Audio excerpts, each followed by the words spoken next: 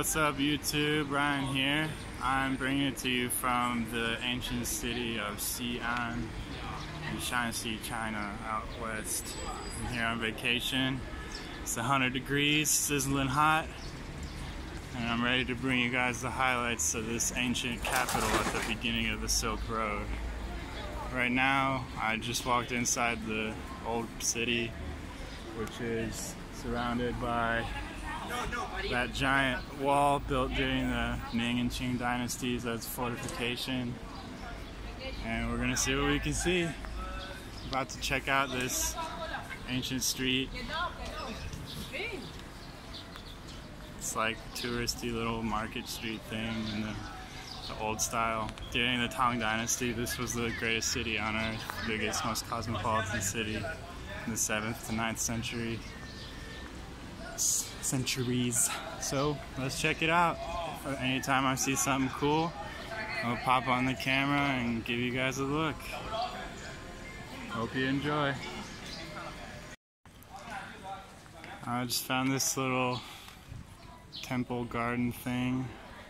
Not exactly sure what it is, but take a walk inside, see what's up. If we get kicked out, but no, we're not supposed to be there. Well, apparently we're not allowed in there because someone stopped us and said we're not allowed to go in. So, yeah, this is just the ancient tourist street or whatever they call it. Selling a lot of fans and calligraphy brushes and like little jewelry and general Chinese tourist knickknacks, which are probably way overpriced because this is a tourist area. You know how it is. I mean, it looks pretty cool if you're not used to like how old Chinese stuff looks. I guess this is what people come here for, right?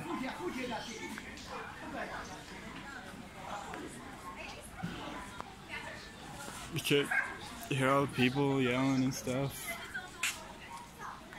I gotta slow down. I'm outpacing my wife and toddler. Toddler walks really slow. Cool little alley with a gate.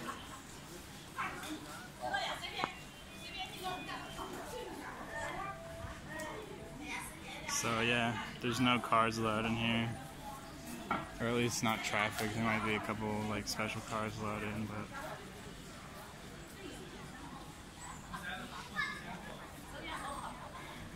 alright, well I think that gives you the idea of this area. I'm gonna wait till we get somewhere else to record more. Alright guys, now we are walking into the underneath the city wall. It's like, I forget, 30 meters thick or something. It's very thick. It's pretty thick. This is called the Yongming Gate. It's the most decorated and beautiful, supposedly.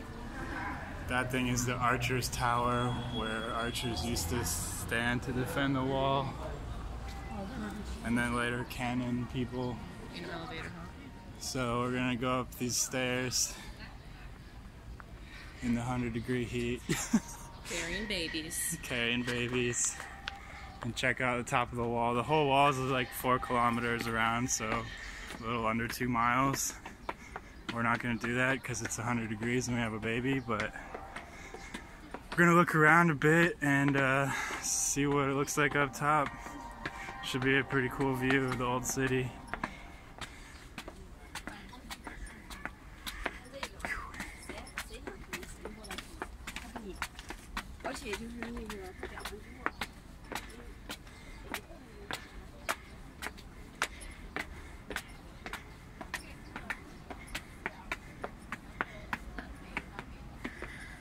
Alright, so out there is modern Xi'an. This wall was originally built in the 14th century during the Ming dynasty. It's been expanded and restored since then. Whew. Kind of out of breath from the stairs. And yeah, it's been rebuilt continually over time apparently. because that was a long time ago and it breaks. Just a little garden thing. There's a moat too. That's what that water is. Surrounding the whole old city to help keep enemies out. You can see that way the wall goes all the way down there to the corner, turns around in a big square around the whole old city back to here. This is the southern gate. There's 4 gates that are still open in modern times, but there used to be like I think 12 or 18 or something, I forget. Way down there, I don't know if you can see it off in the distance, it's the TV tower at the end of that long road. All these crenellations and stuff are still just like they were in medieval times. So if you're an archer, you can stand up here, duck behind the wall, and then, you know, whatever dudes are down there, fill them full of arrows. Actually, I think that might be the archer tower. I don't know what this thing is. Let's go look at the sign and find out.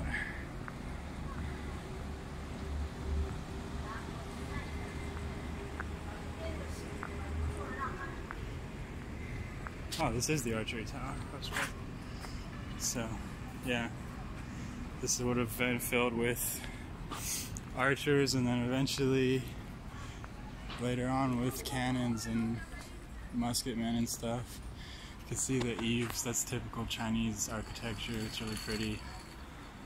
All interlocking pieces of wood painted with whatever flowers and stuff. You see a lot of bats usually, because bats are like good luck in Chinese culture.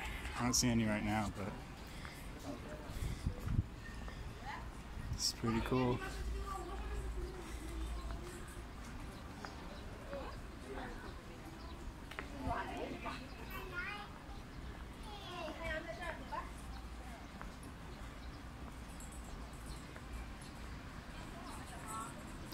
Bell.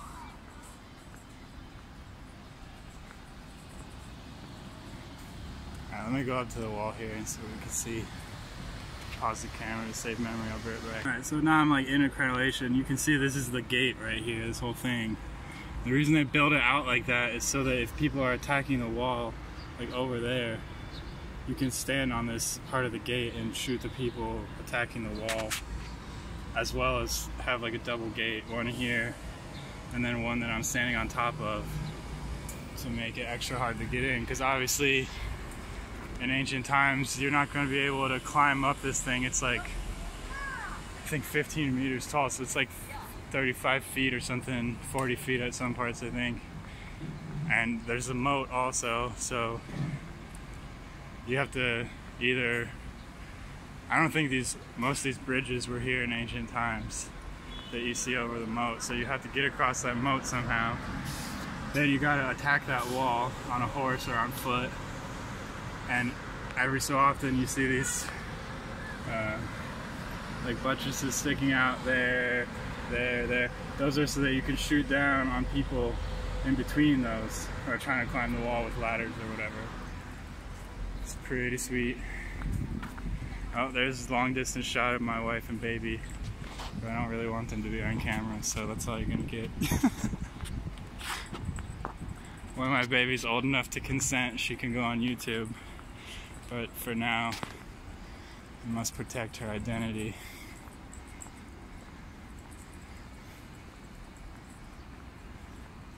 So now all these things you see on the inside there, those are inside the wall, and that's considered the old city. So back in the day, the whole city would have just been this big, and then it's just grown and grown since then. There's the tower part over the main gate.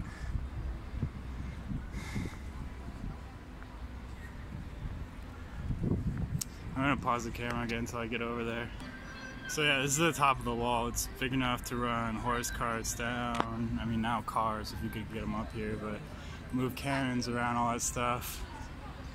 And then there's the inner city.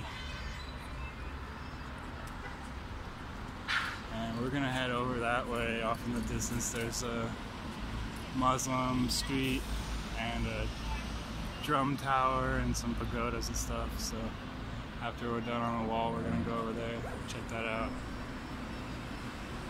Alright, I think you get the idea about the wall, so I'm gonna cut off the wall segment here and I'll come back next time we get to another cool thing. Okay guys, we're about a 10-15 minute walk away from the city wall where we just were.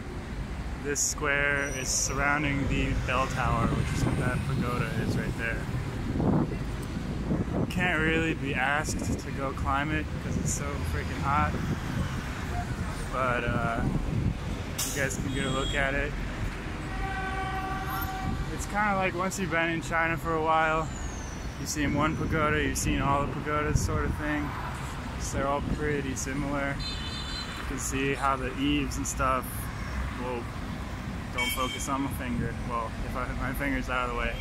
You can see how the eaves under the roof are kind of the same as they were on the tower, and you know, the decorations are all very similar.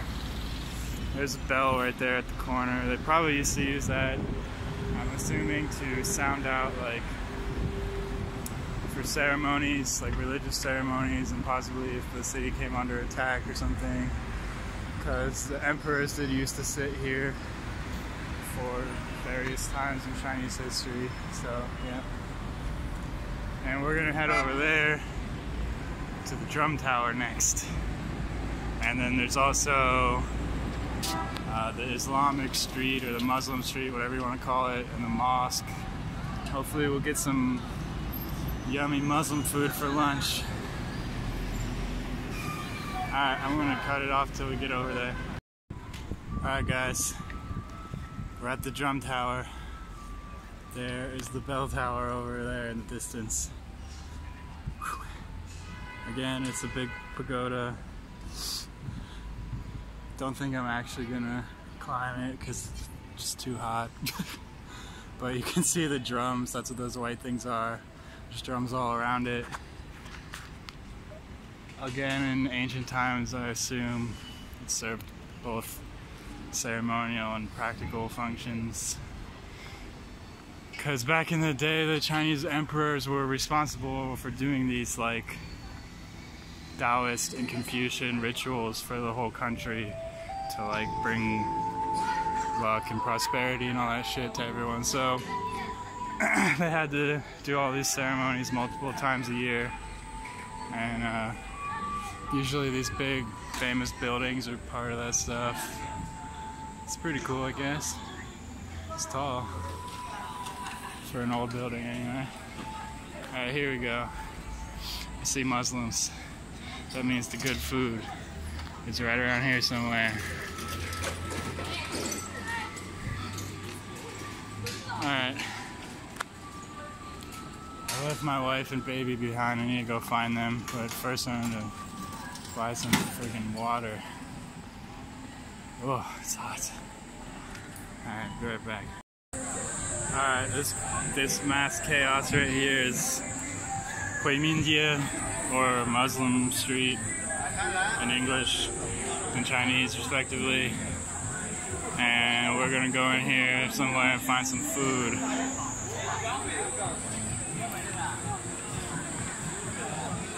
See, this is what I associate with China. It's like 5 million people on the street and a ton of neon signs for food everywhere. And like all this street food. One thing that Xi'an is really famous for is the xiaochu, like the snacks, the street food. So you can see there's just all these stands are all different kind of crazy, yummy, delicious street food. One thing that they're really famous for is what that guy's making right there. I don't know if you can see him behind the line of people. It's called a rojiamo. It's like a bun stuffed with meat. See him making them right there? Apparently these must be famous because the line is like all the way across the street. But I want to find somewhere with air conditioning.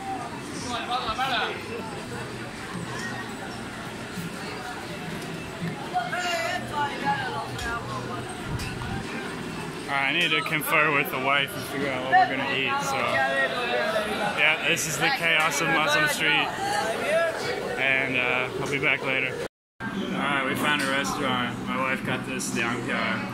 It's like cold noodles, cucumber, sesame sauce, and a ton of chili pepper Different from paste. the north. Yeah, different. Long skinny noodles here. Northern is flat and wide.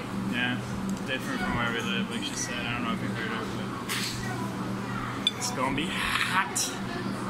And I got this thing. Summer, you gotta eat. These are called more, and you like tear them up, I guess. I've never eaten this before, but the waitress told me you gotta like tear them up, and then it's some kind of like mutton broth, lamb meat, which hasn't arrived yet. So I'm busy tearing up my mores, and then the rest comes the thing. You mix it all together and eat it that way. So I'll show you guys when it gets here. All right, bye for now. Alright, so my food is back now. You can see the bun I tore up. Got some muar, or wood ear mushrooms, some mutton, datong, or the green onion, whatever, and a bunch of garlic, which I'm just going to throw in there because I love garlic. And now I'm going to eat it. Oh yeah. It's pretty sweet. This dude's making taffy by hand. That's what he's doing, pulling on it. All the nuts and spices. This is all the kind of crap that used to, way back in the day, would have gone down the Silk Road from Asia to Europe. All these different spices and nuts and dates and silk and all this stuff that they didn't have in Europe.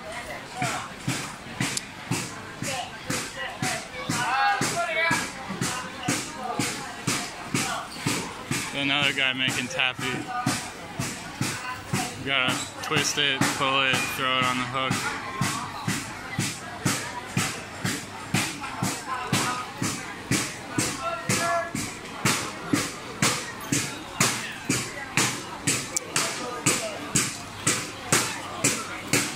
And then these guys are making like, what is that stuff called? I forget what it's called. It's like that sugary flat stuff. That's why they're pounding it with those hammers.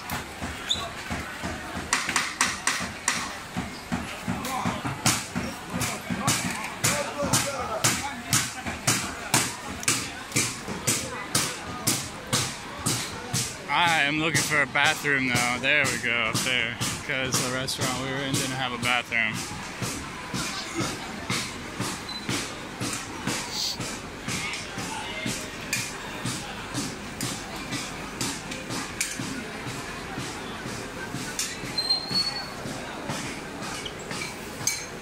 Alright, well I don't need to take you with me to the bathroom, so I guess this was the segment on the Muslim street in Xi'an. Hope you guys liked it, and we'll see you next time I go to something else.